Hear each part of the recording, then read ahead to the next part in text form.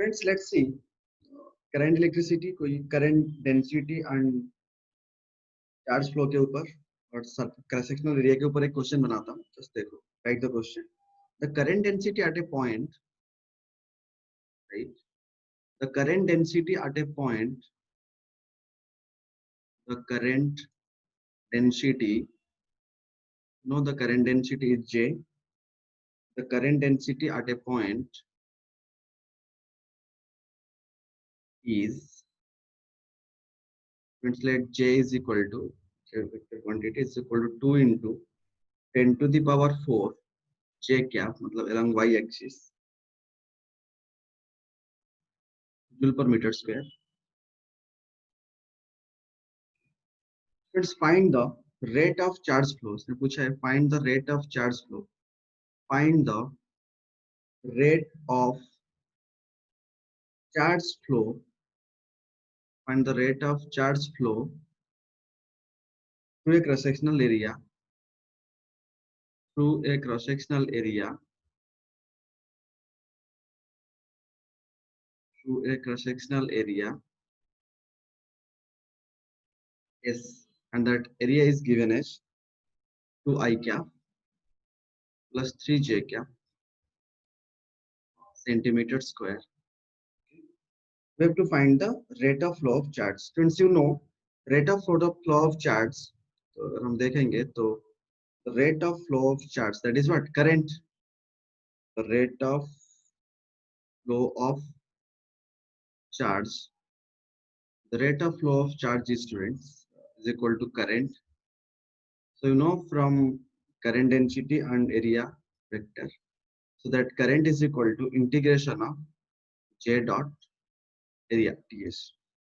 Student, if I'll go further, then I is equal to simply, यहाँ से मैं लिख सकता हूँ I is equal to, अगर पूरा एब्सोल्यूट वैल्यू दिया हुआ है तो J डॉट एस, दो वेक्टर को मैं मल्टीप्लाई कर रहा हूँ और एक स्केलर आ रहा है, तो इसलिए will go for dot product.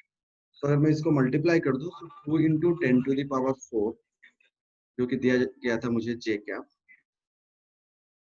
Into J cap को मुझे मल्टीप्लाई करना है किसके साथ, 2I cap plus 3J cap. Students, and ये सेंटीमीटर स्क्वायर पे दिया हुआ है स्टूडेंट्स. अगर मैं इसको मीटर स्क्वायर पे कन्वर्ट करूं तो I will multiply it into 10 to the power -4 and by solving all the things, यहाँ इसको अगर मैं मल्टीप्लाई कर दूं और सेंटीमीटर स्क्वायर को मैं मीटर पे कन्वर्ट कर दिए, so I will get about near about 6 ampere. So the rate of flow of charge is around 6 ampere. तो ये क्वेश्चन ड्रिफ्ट वेलोसिटी के रिगार्डिंग है. इस पे दिया हुआ है कि estimate the average drift speed. Estimate दिया हुआ है कि estimate the average drift speed. Estimate the average drift speed of conduction electrons.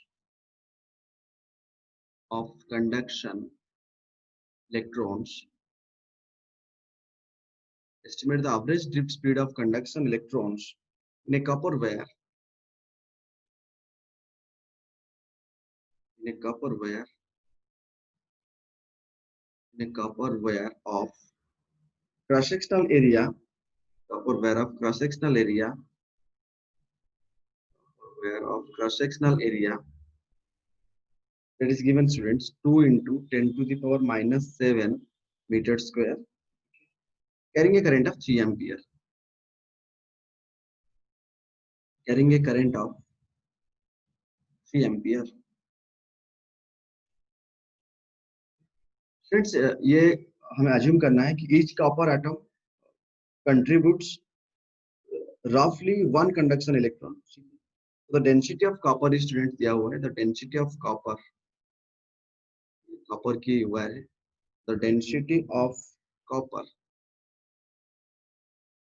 is 9 into 10 to the power 3 kg per meter cube. And its atomic mass is, students, 63.5 mu, right? And its atomic mass is equal to 63.5 atomic mass unit AMU. Okay? फिर यहाँ पर question पे आप देख सकते हो कि average speed निकालने के लिए दिया गया है, क्रॉस सेक्शनल एरिया दिया गया है, करंट दिया गया है और डेंसिटी ऑफ कॉपर भी दिया गया है एंड एटॉमिक मास भी दिया गया है। Students, friends, the direction of drift velocity of electrons is always opposite to the electric field direction. You know this. Drift velocity, electrons जिस डायरेक्शन पे ड्रिफ्ट वेलोसिटी होता है इलेक्ट्रॉन की, that is opposite to the electric field direction. Yes sir, ये हमें पता है। और फ्रेंड, इलेक्ट्रॉन्स जो drift in the direction of increasing potential, हमेशा जो इलेक्ट्रिक पोटेंशियल के जिस तरफ इंक्रीज करता है इलेक्ट्रॉन उसी तरफ ड्रिफ्ट करते हैं। ठीक है, ये दो चीज आप याद रखना है और आपको पता भी है थ्योरी में। और स्टूडेंट, अगर ड्रिफ्ट स्पीड की बात करें तो अगर हम सोल्यूशन पे जाए, अगर हम ड्रिफ्ट स्पीड की बात करें स्टूडेंट्स, तो the drift speed VD, you know drift speed VD is equal to students, that is given by I current by n charge and one electron into cross sectional area। इस question यहाँ पर जो E है electron की बात हो रहा है, तो यहाँ पर E is equal to 1.6 into 10 to the power minus 19 coulomb. and student area जो दिया हुआ है that is 1 into area is how much given, area of cross section is given, and 2 into is given in the question, 2 into 10 to the power minus 7 meter square दिया हुआ है area. and student I is given how much, 3 ampere। and यहाँ पर the density of conduction electrons n is equal to the number of atoms per cubic meter। ये सबसे important है, ये आप लिख लो कि the density of conduction of electrons, right, the density of conduction electron, the density of conduction electrons, that is the number है, the density of conduction electrons, wait करो, wait करो, the density of conduction electrons n is equal to the number of atoms is equal to number of atoms is equal to the number of atoms per cubic meter। पहले solve कर लेते हैं फिर मैं समझाऊंगा आपको। पर क्यूबिक मीटर। और स्टूडेंट, ये जो वन कंडक्शन इलेक्ट्रॉन ऑफ पर कपर एटम, ये हम कहां से निकालेंगे? Is reasonable from its valence electron count of one. That means एक क्यूबिक मीटर ऑफ कॉपर का मास कितना है जो दिया हुआ है, density 9 into 10 to the 3 kg। That means एक क्यूबिक मीटर ऑफ कॉपर, एक cubic metre of copper student कितना मास है? 9 into 10 to the 3 kg।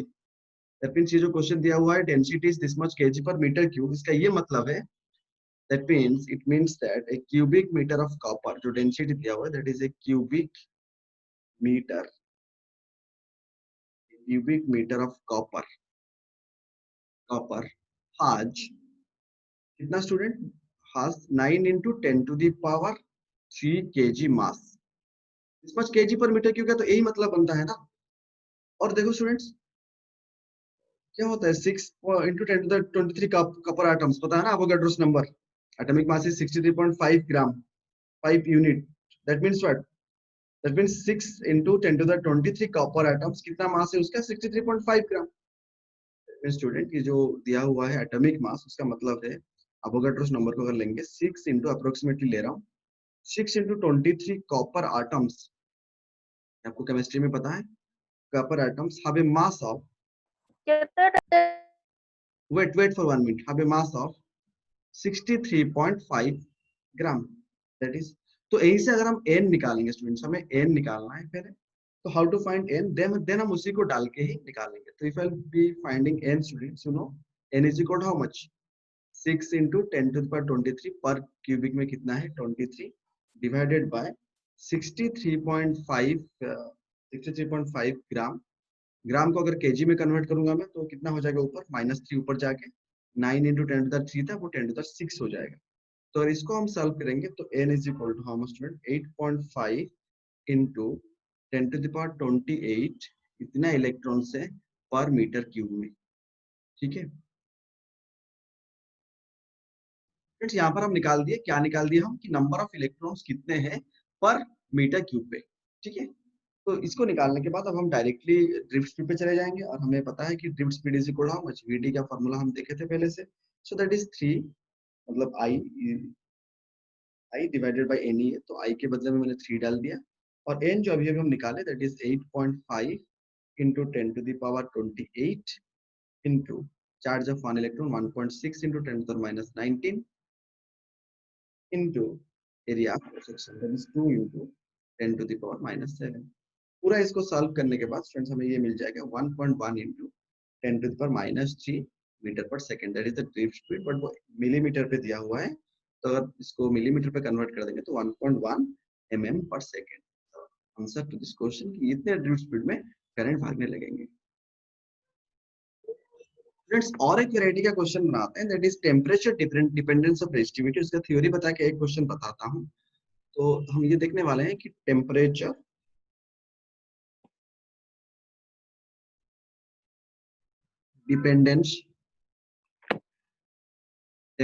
Dependence of resistivity, temperature dependence of resistivity. Okay, तो अगर हम देखेंगे स्टूडेंट्स, मान के चलो डिफरेंट मेटल्स डोंट, स्टूडेंट अलग अलग मेटल जो है वो अलग अलग depends on the resistivity of the temperature. तो स्टूडेंट फॉर कंडक्टर्स जो होते हैं ना, उसके लिए लिमिटेड रेंज ऑफ टेम्परेचर है। रेजिस्टिविटी, तो रेजिस्टिविटी की अगर बात करें तो resistivity is given in students, resistivity is equal to initial resistivity whole into 1 plus alpha into मतलब coefficient of resistance, temperature coefficient of resistance minus final temperature minus initial temperature. तो ये जो है इनिशियल रेजिस्टिविटी कितना था, और जिस metal का मैं कुछ टेम्परेचर के बाद रेजिस्टिविटी निकालने वाला हूं उसका ये गिवन होगा क्वेश्चन पे, coefficient of temperature coefficient of resistance, और ये फाइनल टेम्परेचर है और ये इनिशियल टेम्परेचर। ये जो रो है, मतलब ये जो रो है that is rho is resistivity. अगर कंफ्यूजन हो रहा है तो लिख सकते हो, rho is resistivity at temperature T, जो कि कुछ देर के बाद टेम्परेचर टी हो गया है। स्टूडेंट रो नॉट जो है that is resistivity at temperature T not, ठीक है। एंड अल्फा जो यहाँ पर है that is temperature coefficient of resistivity, that is temperature coefficient of resistivity. ये सेम को भी हम रेजिस्टेंस में भी डाल सकते हैं, temperature coefficient of resistivity, temperature coefficient of resistivity. तो स्टूडेंट एक क्वेश्चन करके हम देखते हैं कि उसको कैसे रेजिस्टेंस के साथ जोड़ा जाए। और स्टूडेंट इसको भी हम रेजिस्टेंस के साथ भी जुड़ सकते हैं। इसका मतलब रेजिस्टिविटी ये है, इसका ये मतलब नहीं है कि रेजिस्टेंस, अगर स्टूडेंट्स कहीं पे भी हमें रेजिस्टेंस निकालना पड़े तो हम ये भी लिख सकते हैं फाइनल रेजिस्टेंस। मानो कि कुछ रेजिस्टेंस आर हमें निकालना है जो कि इनिशियल रेजिस्टेंस आर नॉट था, ये भी सेम फॉर्मूला के साथ जुड़ा होगा 1 plus alpha into T minus T not. इस तरह भी हम रेजिस्टेंस को भी हम इस तरह लिख सकते हैं। Friends, let's do an example to understand how we are calculating the change in resistance with temperature. Let's do a numerical for that. Let's see here a question. The resistance of a platinum wire, right? The resistance of a platinum wire, the resistance of a platinum wire, resistance of a platinum wire. Platinum wire मतलब मान के चलो platinum wire resistance thermometer. The resistance of a platinum wire resistance thermometer. Resistance thermometer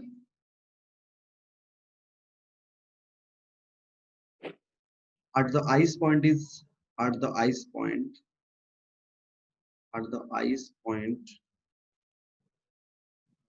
thermal temperature is 7 ohm, and at steam point मतलब you know, and at steam point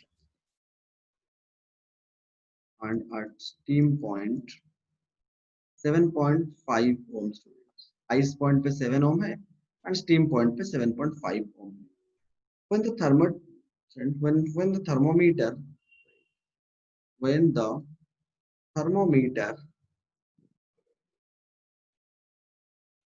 the thermometer is inserted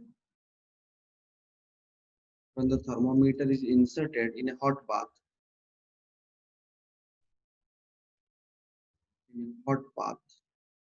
the resistance of the platinum wire is, right, the resistance of the platinum wire is the resistance of platinum wire is the resistance of platinum wire और students बन जाता है 7.2 ohm, correct. तो पूछा what is the temperature of the bath, calculate, question पे पूछा है calculate the temperature of the bath, calculate the temperature of the. तो यहाँ पर हमें क्या क्या दिया हुआ है, resistance of platinum wire, resistance thermometer at ice point मतलब 0 डिग्री पे 7 ओम, जब 100 डिग्री लेके जाता हूँ तो 7.5 ओम। When the thermometer is inserted in a hot bath, the resistance of platinum wire is 7.2 ohm. तो हमें वही हॉट बाथ की टेम्परेचर निकालना है। स्टूडेंट्स अगर इनिशियल रेजिस्टेंस की बात करूं मैं R nought, so that is कितना था इस पॉइंट पे 7 ओम। अगर 0 डिग्री में, अगर 100 डिग्री की बात करें स्टूडेंट्स तो कितना हो रहा है 7.5 ओम। और एक पर्टिकुलर टेम्परेचर पे, we don't know that temperature that we have to found, so that is equal to 7.2 ohm. Correct students, अगर मैं यहाँ पर टेम्परेचर की बात करूं तो R T is equal how much, R T minus R nought divided by R 100 minus R nought. मैं इस तरह निकाल सकता हूँ। ये मेथड क्यों करते हैं, क्योंकि स्टूडेंट्स बहुत केसेस पे क्या करते हैं, यहाँ से वो लोग देख के कि 0 to 100 जा रहा है, इनिशियल फाइनल दिया हुआ है, अल्फा निकालना है, अल्फा निकाल के फिर लेके इस पे डालना है, तो बहुत लेंथी प्रोसेस पे जाए बगैर हम डायरेक्टली प्लैटिनम रेजिस्टेंस थर्मोमीटर का जब टेम्परेचर इस तरह के क्वेश्चन रहता है, तो प्लैटिनम थर्मोमीटर टेम्परेचर का रेजिस्टेंस जब आपको इस तरह के क्वेश्चन आता है तो आप डायरेक्टली टेम्परेचर निकाल सकते हो, R T minus R nought by R 100 minus R nought into 100 degree Celsius. ठीक है, अगर आप इस तरह कर दोगे तो R T minus R nought into R nought minus R 100 minus R 0 degree into 100 अगर आप कर दोगे तो आपको टी मिल जाएगा पूरा। आप इसको याद रखो बस एग्जाम पे, फिर अल्फा निकाल के अननेसेसरी टाइम वेस्ट नहीं करना है। 7.2 by 7 minus divide by 7.5, 7.5 minus 7 into 100, अगर हम इसको सॉल्व करेंगे so I will get it about 2 by 5 into 100, that is near about 40 degree centigrade. So this is based on the working principle of platinum resistance thermometer. ठीक है, और कहीं कहीं पे अगर आपको कोएफिशिएंट ऑफ रेजिस्टिविटी निकालना है तो स्टूडेंट आपको क्या करना है, अगर आपको कोएफिशिएंट ऑफ रेजिस्टेंस निकालना है, टेम्परेचर कोएफिशिएंट ऑफ रेजिस्टेंस निकालना है, तो आपको R T minus R nought divided by R nought into T, ये भी आप कर सकते हो। टी मतलब change in temperature, this is the change in temperature. ठीक है, दैट मींस अल्फा आर अगर कहीं पे नॉन लीनियर दिया हुआ है तो how the resistance changes, D R how changes, because initial resistance तो फिक्स है ना, how the resistance changes with respect to temperature, D R by D T. इस तरह कहीं पे भी कोएफिशिएंट दिया सकता है। ये दो फार्मूला को भी याद रखो, ये भी कहीं पे डायरेक्टली अप्लाई हो सकता है। ठीक है, और फिर यहाँ पर कहीं कहीं पे अगर टेम्परेचर कोएफिशिएंट ऑफ रेजिस्टिविटी दिया होगा तो that is also same, resistance at कुछ एक आर पे, रेजिस्टिविटी एट कुछ नॉट पे, रो नॉट इनटू टेम्परेचर डिफरेंस। तो कहीं कहीं पे अगर हमें अल्फा रो निकालना है तो that is how resistance changes, rate of change of resistance with respect to initial resistance into dt। इस तरह भी कहीं पे नॉन लीनियर दे सकता है, the resistance for temperature varies in this way, that means वो del rho by delta T दे दिया है, D rho by dt, how it changes that is given, आपको बस 1 बाय रो इनिशियल लेके अल्फा निकाल सकते हो कहीं पे।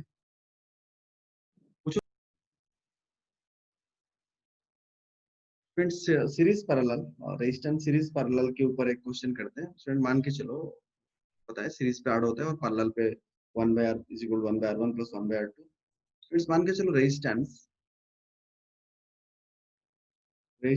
r 2r 4r 8r इस तरह up to infinity are connected in parallel, are connected in parallel.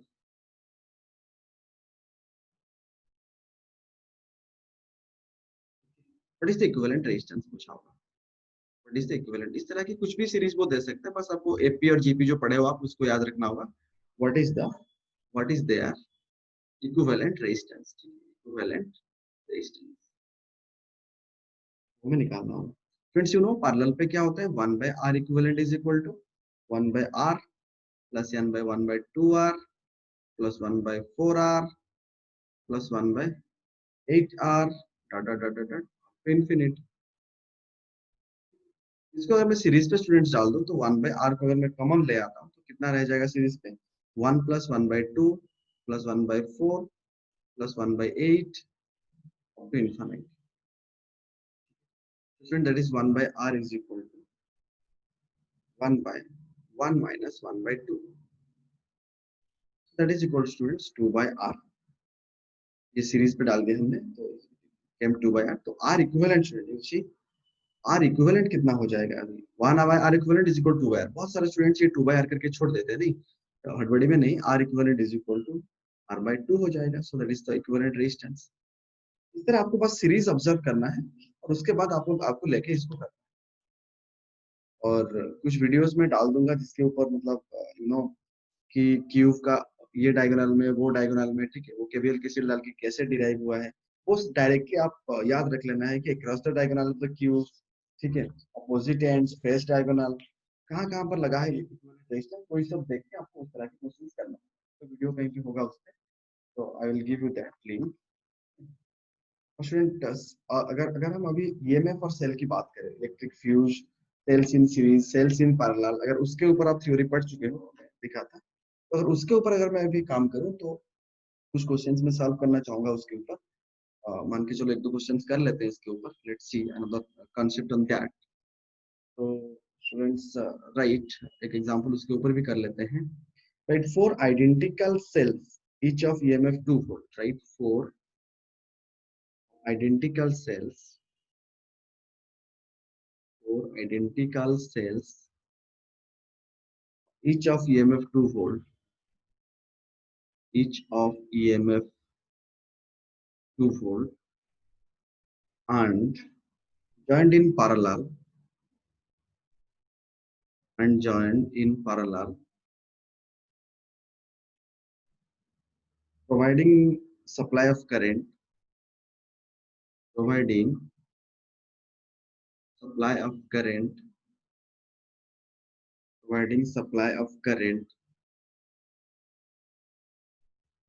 to external circuit, supply of current to external circuit, to external circuit, supply of current to external circuit, consisting of 15 ohm resistance, diagram बना दूंगा मैं, consisting of 15 ohm resistors joined in parallel, 15 ohm resistors joined in parallel, joined in parallel. The terminal students, right, the terminal voltage, the terminal voltage, the terminal voltage of the equivalent cell, the equivalent cell, terminal voltage of the equivalent cell is read by an ideal voltmeter, is read by an ideal voltmeter, is read by an ideal voltmeter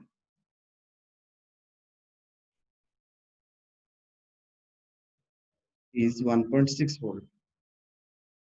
question पे पूछा है उसने, calculate the internal resistance of each cell, calculate the internal resistance of each cell, calculate the internal resistance of each cell. Friends इसका ये मतलब है question पे, four identical sales है मेरे पास जिसका ईएमएफ कितना है 2 वोल्ट, और वो सारे पैरेलल में प्रोवाइड किया गया है, supplying a current to the external circuit, जिस पे रेजिस्टेंस कितना है स्टूडेंट, 15 ओम रेजिस्टेंस है एक्सटर्नल सर्किट में, consisting of 15 ohm resistors joined in parallel, 15 ohm resistors मतलब दो 15 ओम रेजिस्टर्स पैरेलल पे लगा गया है। The terminal voltage of the equivalent cell, जब हम सारे इक्विवेलेंट सेल के देखें तो वो पोटेंशियल कितना आ जा रहा है, 1.6 वोल्ट आ रहा है। तो calculate the internal resistance of each cell. Friends अगर मैं डायग्राम करके दिखाऊं आपको, तो you can see like this, यहाँ पर एक बैटरी है, कुछ इंटरनल रेजिस्टेंस, ठीक है, there is also another battery which is having some internal resistance acted like this, there is also some another battery having some internal resistance like this, there is also a battery internal resistance like this, four cells जो है identical cells वो ऐसे लगा हुआ है, ठीक है student, और उसके अक्रॉस पे एक एक्सटर्नल सर्किट पे स्टूडेंट्स दो रेजिस्टेंस इस तरह कुछ डायग्राम पे दिया हुआ है, दो 15 ओम रेजिस्टेंस, ये 15 ओम और ये 15 ओम, और ये तो ई है, इसे पैरेलल पे लगाया गया है एक्सटर्नल पे, and is asking what is the internal resistance of this cell. फिर अगर मैं यहाँ पर इंटरनल रेजिस्टेंस 8 ले लूं तो 4 है, तो internal resistance of the combination कितना हो जाएगा, R by 4. Total internal resistance कितना हो जाएगा students? Total internal resistance, total internal resistance of combination कितना हो जाएगा students? You know R equivalent is equal to how much? R by 4 हो जाएगा, करेक्ट? देखो यहाँ पर जो टोटल इक्विवेलेंट ईएमएफ दिया हुआ है, identical sales each of EMF 2 volt, तो 2 वोल्ट सारे पैरेलल पे लगा हुआ है, तो टोटल इक्विवेलेंट ईएमएफ इक्विवेलेंट की अगर मैं बात करूं, अगर टोटल ईएमएफ इक्विवेलेंट की मैं बात करूं, तो वो कितना हो जाएगा? 2 वोल्ट। और स्टूडेंट एक्सटर्नल रेजिस्टेंस कितना है? आर एक्सटर्नल, दोनों पैरेलल पे लगा हुआ है, so 15 parallel 15, that means 15 by 2, that is 7.5 ohm. तो स्टूडेंट अगर करंट की बात करूं मैं, अगर इक्विवेलेंट करंट की बात करूं, तो will be current run from the equivalent cell is equal to how much? Terminal potential जो हम मेजर की कितना है? टर्मिनल पोटेंशियल 1.6 मेजर किया गया, so that is 1.6 divided by equivalent resistance कितना है एक्सटर्नल सर्किट में? 7.5. तो इसको अगर मैं सॉल्व करूंगा तो I will get it is 1.6 by 7.5 ampere. तो कौन सा करंट है student? Current run from the equivalent cell. आप लिख सकते हो यहाँ पर current run from equivalent cell, current run from equivalent cell, ठीक है। और स्टूडेंट अगर मैं यहाँ पर इतना करंट अगर इस पे जा रहा है, तो यहाँ पर हम एक केवीएल वाला इक्वेशन डाल सकते हैं कि नहीं? अगर इतना करंट जा रहा है सब में, तो वो करंट किस में? R by four R by four R by four सब मतलब डिवाइड हो जाएगा उसमें, total current equivalent, and that is equal to 1.6।